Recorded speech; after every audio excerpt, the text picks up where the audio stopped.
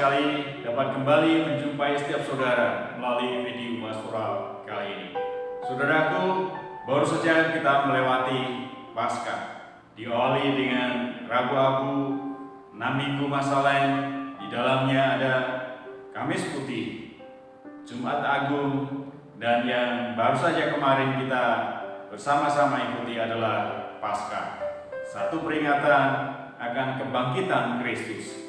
Saudaraku yang dikasihi Tuhan, di tengah-tengah segala kecanggihan alat-alat media massa seperti sekarang ini, maka peristiwa-peristiwa tersebut sangat mudah tersebar ke seluruh penjuru dunia. Namun demikian, yang menarik adalah masih banyak orang-orang yang tidak dapat menerima dan tidak dapat percaya akan karya salib Kristus. Saudaraku, ternyata sikap-sikap ini sudah ada sejak zaman dulu. Bahkan Rasul Paulus menasihati kepada jemaat di Filipi dengan mengatakan, karena seperti yang kerap kali kukatakan dan yang kunyatakan pula sekarang dengan menangis, bahwa banyak orang yang hidup sebagai seteru salib Kristus. Saudaraku, mengapa demikian? Rasul Paulus di dalam surat 1 Korintus pasal yang pertama ayat yang kedua memberikan jawaban akan semuanya. Khususnya saya akan membacakan di dalam pasal yang kedua ayat yang ke-7 sampai dengan yang ke-10. Demikian. Tetapi yang kami beritakan ialah hikmat Allah yang tersembunyi dan rahasia, yang sebelum dunia dijadikan telah disediakan Allah bagi kemuliaan kita. Tidak ada dari penguasa dunia ini yang mengenal, sebab kalau sekiranya mereka mengenalnya, mereka tidak menyalibkan Tuhan yang mulia. Tetapi seperti ada tertulis, apa yang tidak pernah dilihat oleh mata, dan tidak pernah didengar oleh telinga, dan yang tidak pernah timbul di dalam hati manusia, semua yang disediakan Allah untuk mereka yang mengasihi Dia. Karena kepada kita Allah telah menyatakan oleh Roh, sebab Roh menyelidiki segala sesuatu, bahkan hal-hal yang tersembunyi dalam diri Allah.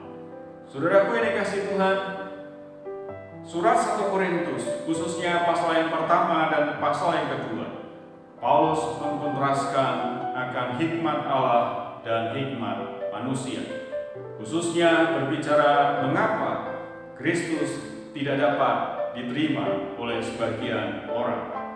Paulus mengatakan bagi orang Yahudi sebagai suatu batu sandungan dan bagi orang Yunani sebagai kebodohan. Paulus menyatakan bahwa hikmat manusia berbeda dengan hikmat Allah. Hikmat Allah tidak dapat dipahami oleh hikmat manusia. Hikmat Allah bersifat teologis, sementara hikmat manusia bersifat filosofis atau retoris. Hikmat Allah tidak dapat dipahami semata-mata dengan intelektual manusia. Hikmat Allah hanya dapat dipahami dengan penyataan atau pencerahan Roh itu sendiri. Mengapa demikian? Karena hikmat Allah ditetapkan oleh Allah sendiri, disediakan oleh Allah, dinyatakan oleh Allah, khususnya bagi orang-orang yang dipanggil oleh Allah, yang mengasihi Allah, yang menerima Roh dari Allah, dan yang telah dewasa atau matang secara rohani. Jadi salib Kristus jika tidak dapat dipercaya atau diterima oleh seseorang, kita tidak perlu berkecil hati, kita tidak perlu takut, sebab memang Allah menyediakan bagi mereka yang mengasihi Dia.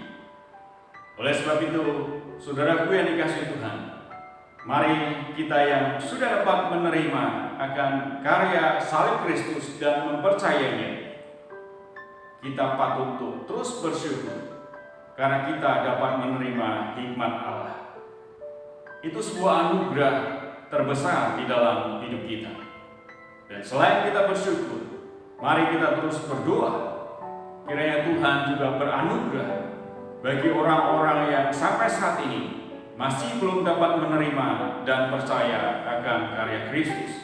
Dan biar Tuhan memberikan keberanian bagi setiap kita dan juga kesempatan bagi kita untuk dapat menyatakan salib Kristus bagi mereka yang belum percaya. Kiranya video pastoral kali ini memberkati setiap kita.